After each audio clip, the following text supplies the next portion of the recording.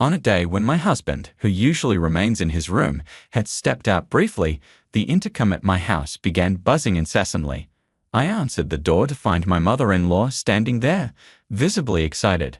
Surprised by the unexpected visit, I asked, "Hello, mother-in-law. What brings you here at this hour?"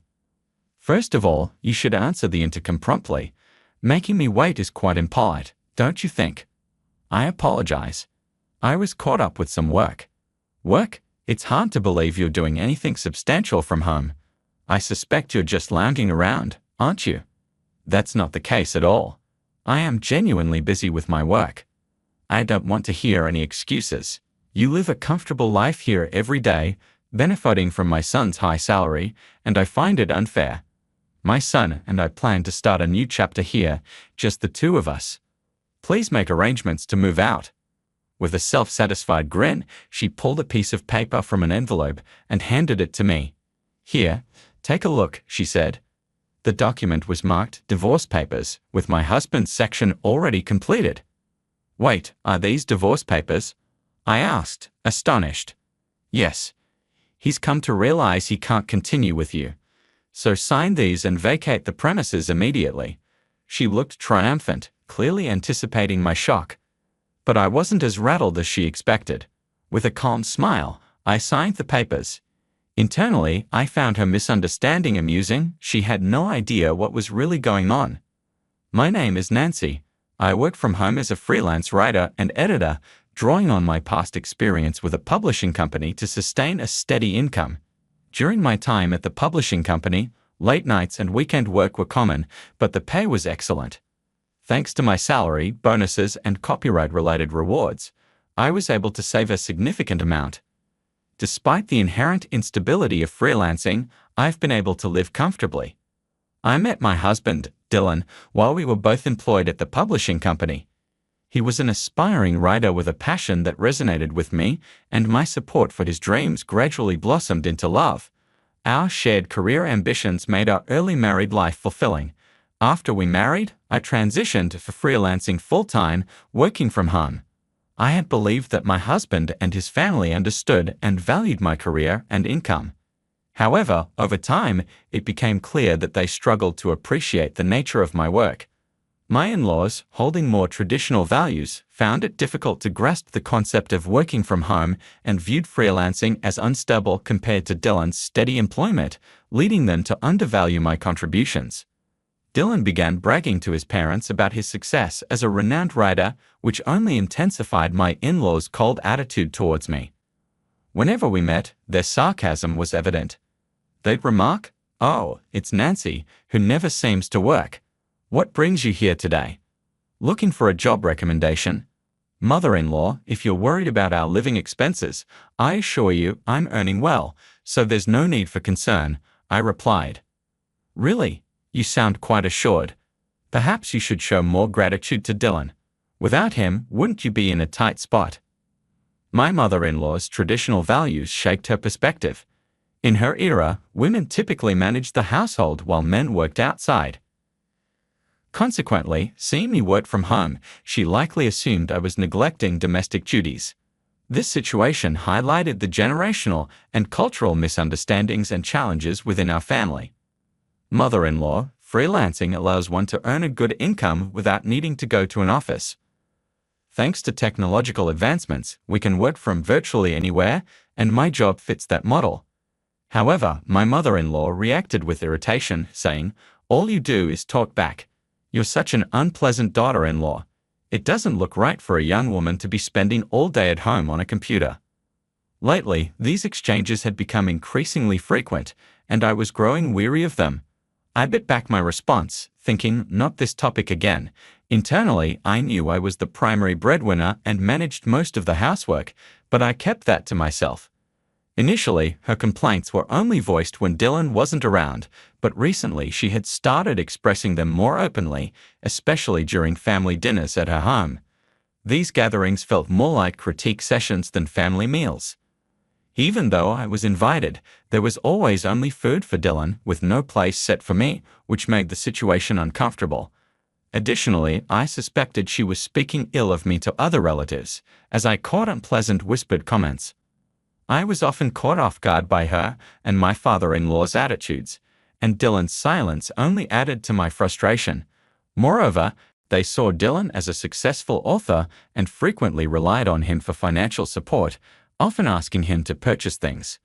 This support was funded by my earnings, which started as a small amount but had recently escalated to nearly $2,000 a month for his parents.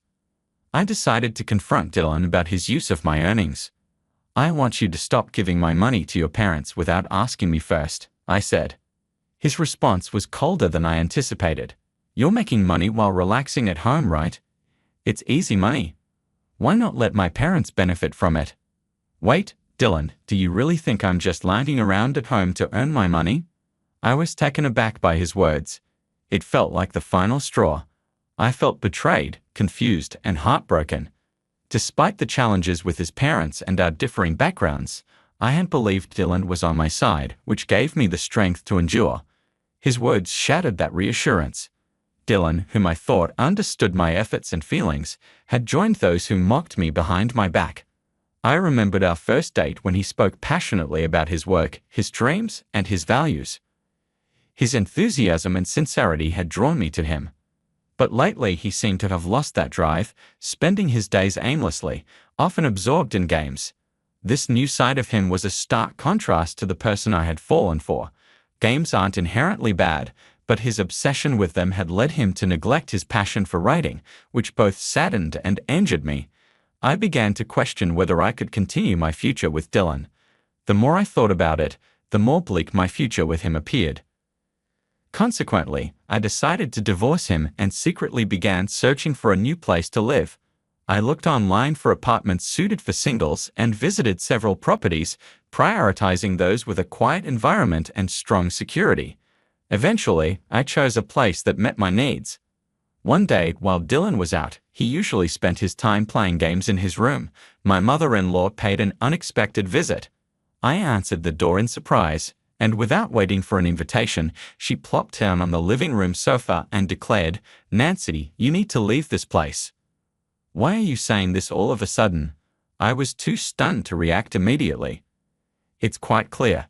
You're not good at housekeeping, and despite Dylan's success as a popular author, you haven't improved. Most importantly, you're failing at your work. I've explained this to you before. It's a misunderstanding. I tried to clarify. But my mother-in-law cut me off with a placid smile. "I intend to move in here and support Dylan. Taking care of him will be far better than dealing with that troublesome old lady." "Are you referring to Dylan's grandmother?"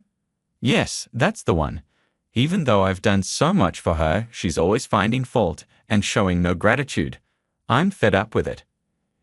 If I move in, I can look after Dylan, allowing him to focus on his work without any interruptions. Isn't that great?" With that, she pulled a piece of paper from the envelope she was holding.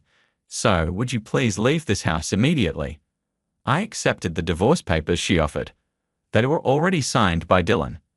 "Did Dylan actually sign these?" I asked, disbelief in my voice. "Yes," she said, a hint of amusement in her tone. "I suggested to Dylan that a divorce might be best for both of you. It seems he was quite eager to agree, as he signed them without a second thought." The events unfolded rapidly. I gathered my pre-packed bags and decided to move into a new apartment immediately. As I relocated, I also filed the divorce papers, marking the beginning of a new chapter. My new life turned out to be smoother and more comfortable than I had anticipated. My modest apartment, furnished only with the essentials, provided a simplicity that helped me concentrate. Free from complications, each day was calm and serene. I woke up to natural light streaming through the windows and the soothing sound of birds chirping in the distance. I could rise whenever I chose, enjoy a leisurely breakfast, and plan my day at my own pace. Immersed in my work, time seemed to fly by. It was a relief not to worry about the expectations and scrutiny of Dylan and my in-laws, allowing me to work in peace and at my own rhythm. One day, as I was deeply focused on my work at my desk, my smartphone buzzed with a call from Dylan. After a moment of hesitation, I decided to answer. "Nancy, please come back right now." Dylan's voice was urgent and desperate. "Why the sudden request?" I asked, puzzled. To be honest, my parents discovered I wasn't as successful as I claimed to be. I'm under a lot of pressure now. They're even talking about moving in and relying on my earnings. I really need you to come back. I understand, but returning isn't so straightforward. You signed the divorce papers, remember? Yes, and so did I. We've both chosen separate paths now, so you'll need to handle your own problems. It's no longer my concern. His voice was tinged with a mix of desperation and sorrow, but I remained firm. We've gone our separate ways. I could hear him sigh heavily on the other end. I get it, but since the divorce, I've faced many difficulties and significant expenses. I need help with costs like care fees for our parents and compensations for the disruptions caused. Why are you bringing this up now? I asked, confused. Your decisions have messed up all my plans. How could you? Do you remember how you and your parents used to mock me when we were married? I didn't want to say this, but now you seem like an adversary. Your financial troubles are due to your own failures at work. Figure it out on your own. I'm tired of being your fallback. With that, I ended the call. Despite numerous attempts to reach me afterward, I blocked Dylan and changed my number. A few months later, I happened to pass by the location of his former house. Instead of the house, there was now an empty lot. A nearby resident filled me in on the recent turmoil, mentioning that the police had been called several times. The neighbor's words seemed to carry the weight of the situation. You must have had a tough time too. There must have been a lot of upheaval leading to the loss of his house. I stood there for a moment, reflecting on the past. The outcome seemed like a form of karma. Dylan's small deception had led to a consequence more dramatic than any fiction he might have written. From that point on, I resolved to live with honesty, sharing my feelings and thoughts openly without pretense. No matter how difficult things became, I understood the importance of truth and valuing genuine emotions.